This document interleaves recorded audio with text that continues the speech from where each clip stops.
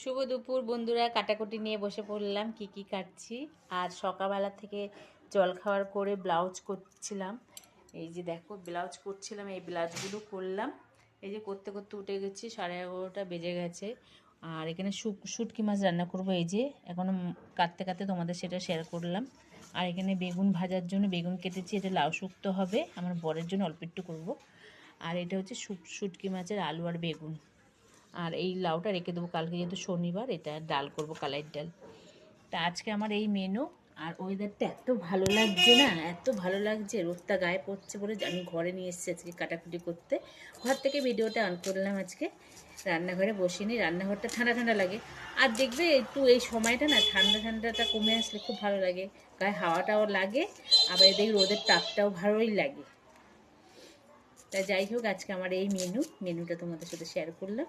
তা রান্না করবো, কাটাকুটি করা থাকলে আর কি রান্নাটা করতে সুবিধা।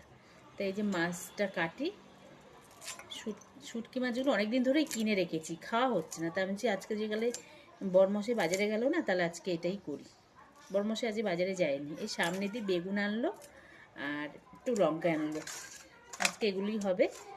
সবসময় মাছ খেতে হবে তার তো কোনো মানে নেই, পরপর তো কদিন মাছ খেলাম, আজকে খাবো না। আজকে এই মাছটা খাবো, এটা কিনে রেখেছি অনেকদিন আগেই। আর কালকে যেহেতু শনিবার নিরামিষ। তা চলো টাটা, কাটাকুটি করে রান্না বসিয়ে দিই।